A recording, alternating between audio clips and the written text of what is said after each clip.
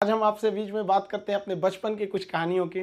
देखिए हमारा परिवार एक जॉइंट फैमिली में, हम लोग एक छोटे से परिवार में जन्म लिए। सब लोग एक साथ रहते थे, अंकल सबका परिवार यहाँ पे। उसमें हम लोग के मकान के भी एक कमरे थे जिसमें हम लोग रहते थे। बचपन में हम बहुत बदमाश थे। मेरी मम्मी को सबसे ज़्यादा परेशानी थी, क्योंकि जॉइंट फैमिली होने की वजह से क्या होता था कि परिवार में बहुत लोग रहते थे, मोहल्ले वाले, पड़ोस वाले। और उस समय मोबाइल वगैरह नहीं होती थी, हम लोग यही गुल्ली डंडा वगैरह वाला खेलते रहते थे। डेली किसी न किसी से हम झगड़ा किए रहते थे। मेरी मम्मी परेशान होकर रहती थी, करेगा क्या ज़िंदगी में, बहुत परेशानी हो जाती थी। और बचपन में थोड़ा सा फाइनेंशियली प्रॉब्लम होने की वजह से हर चीज़ लिमिटेड तौर पे मिला।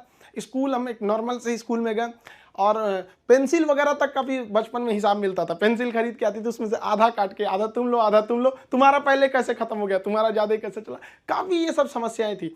घर के आगे एक कॉलेज था, उस कॉलेज में हम लोग जाते थे देखने के लिए। किसी का पेंसिल तो छूट नहीं गया, किसी का पेन, मतलब जो कुछ किसी का रह जाता था छुट्टी के बाद तो लेके आते थे लोग। या फिर किसी का मतलब कोई किसी के पेज में, किताब में, कॉपी में कुछ पेज सादा बच जाता था, तो हम लोग उसको कलेक्ट करके ले आते थे और मम्मी को देते थे। मम्मी देखिए इसमें 2 पेज सादा है, इसमें 3 पेज है। उस सबको ले आके एक जगह बनाते थे। मम्मी उसको सुई धागा से सिल देती थी और उसको हम लोग एक कॉपी बना लेते थे। आज भी आदत उसी में है। ये आज महंगी कॉपियों पर तो हाथ ही नहीं चलता है, वहाँ पर उसी भी आदत लग गई है वहाँ। और बचपन में हम लोग के घर पे गाय वगैरह भी थी, छोटे छोटे जानवर वगैरह, ये सब के पालने में इन लोग के लिए करते रहो। ये सब करते करते बचपना निकल गया। और इस बीच मेरे पिताजी जो थे वो अलग अलग जगहों पे वर्क करते रह गए, कभी शिप बिल्डिंग में, कभी पाइपलाइन में, कभी फॉरेन में, अलग अलग जगह पे। एक स्टेबल नहीं रहा, जिसका खामियाजा हम लोग को आगे जाके बहुत बड़ा भुगतना पड़ गया था। फाइनेंशियली खराब होने की वजह से हमको शुरुआत में, हम जब 8 पास किए तो वहीं से हमको फौज में जाने का थोड़ा सा जुनून लगा कि हमको फौज में जाना चाहिए। तो हम 9th में जब पढ़े थे, सैनिक स्कूल का एंट्रेंस का एग्जाम दिए, उसमें मेरा सिलेक्शन ही नहीं हुआ। पता नहीं क्यों सैनिक स्कूल में नहीं हुआ। तो फिर हमने पॉलीटेक्निक का दिया। तो पॉलीटेक्निक के भी उसमें देखिए एक्चुअली क्या है कि जो एकेडमिक पढ़ाई होती है उससे थोड़ा सा बेटर होता है जो कॉम्पिटिटिव होती है। तो 8 के बाद ही सैनिक के लिए एक कॉम्पिटिटिव वाला माहौल आ गया था। फिर पॉलीटेक्निक में दिए, उसमें रैंक अच्छा नहीं आया तो हम कहे छोड़ो, अब नॉर्मल 10th यानी मैट्रिक करते हैं, उसके बाद इंटर करते हैं। इंटर करने के बाद फिर हम लोग ने सोचा कि एनडीए का देते हैं। इस बीच एआई ट्रिपल हम लोग के वक्त में होता था, एआई ट्रिपल ही, उसको दिए। आईआईटी के दिन तो हम सोए रह गए थे वहाँ। फिर एनडीए के गए सिलेक्शन के लिए, तो एनडीए में रिटेन एग्जाम हुआ, वो काफ़ी ठीक ठाक था। और एनसीसी वगैरह हम लोग ने किया था, तो उससे फौज से काफ़ी ज़्यादा उससे जानने को मिल गया, कौन सा हथियार कैसे काम करता है। ये वो एक जुनून हो गया कि भाई हम लोग को ये कॉन्फिडेंस था ना कि फौज में हो जाएंगे तो ट्रेनिंग की कुछ खास जरूरत नहीं पड़ेगी। हम लोग तो इसे बहुत हद तक जानते हैं हथियारों के बारे में। सब होने के बाद वहाँ पे क्या होता है कि ये सिलेक्शन काफ़ी प्रोसीजर काफ़ी कॉम्प्लेक्स होता है। वहाँ मेडिकल जांच होती है हर चीज़ का। मेरा हाथ काफ़ी टेढ़ा है, अभी इतना टेढ़ा होने की वजह से दोनों हाथ कि मतलब अब मेडिकली आउट कर दिया जाए। अब मेडिकल आउट होने की वजह से ये सब चीज़ें सही नहीं हो सकती हैं। तो यही एक तो वही था मेरे लाइफ का। इसके आगे हमने कोई सपना ही नहीं देखा था कि हमको कुछ और भी करना है। शुरू से ही फौज में ही जाना था हमको। अब हमारे लिए तो एकदम विकट परिस्थिति हो गई, साथ ही साथ फाइनेंशियली भी दिक्कत हो गया। अब क्या करें। तो नॉर्मल एक सरकारी स्कूल से इंटर था मेरा, फिर एक नॉर्मल ग्रेजुएशन किए, ग्रेजुएशन बीएससी। अब इसमें फाइनेंशियली दिक्कत भी बहुत ज़्यादा आ गया। इन दिक्कत में सबसे ज़्यादा साथ दिया मेरे 3 दोस्तों ने, सोनू, पवन, हेमंत। ये 3 दोस्तों ने हमारा बहुत ज़्यादा हेल्प किया। और हम सबसे खुश नसीब हैं, हम ये कह सकते हैं कि दोस्त हमें बड़ा बढ़िया मिले। तो सोनू था, पवन, हेमंत, इन लोग के पास जो पॉकेट मनी आती थी ना, तो जो घर से उसमें से काट के कुछ हमको दे देते, कुछ ये, तो हम लोग में मिलजुल के अच्छे से करते थे। तो एक साथ में हम लोग पढ़ाई करते थे। हम सबको, चारों को, हम लोगों को डिफेंस में ही जाना था।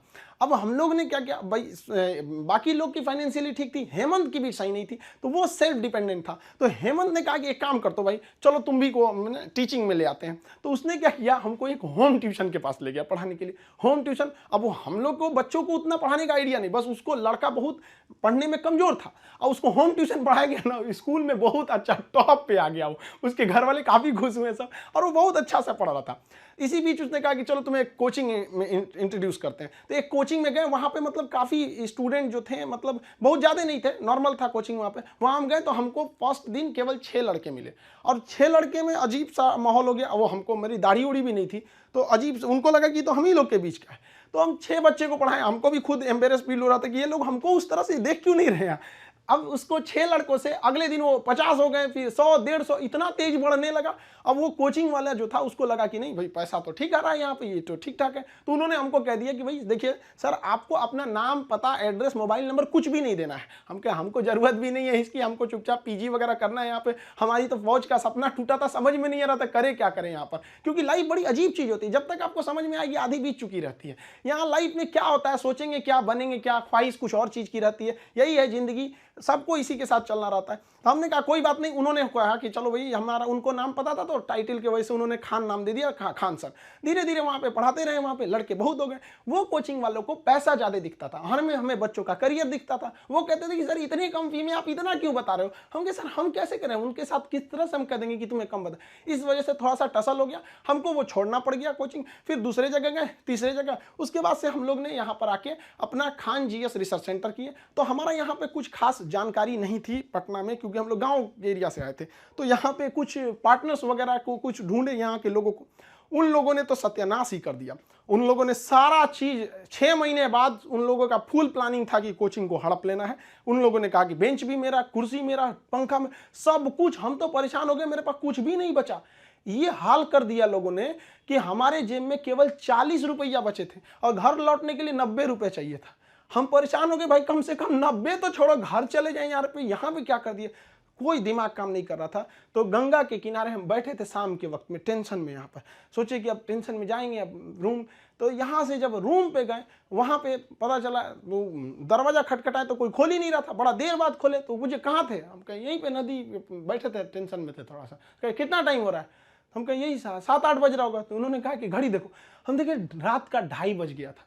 टेंशन से ना दिमाग काम नहीं कर रहा था, क्या करे क्या नहीं, अजीब सा माहौल हो गया था। अब हमको समझ में आ गया कि भाई हमारे पास केवल 40 बचा है, यानी ऊपर वाला हमको रोक रहा है यहाँ पर किसी ना किसी वजह से, तो हमें रुकना चाहिए। अब फाइनली हमने भी डिसाइड कर लिया कि अब हमको अपने फिर से एक नई शुरुआत करनी है। इस बीच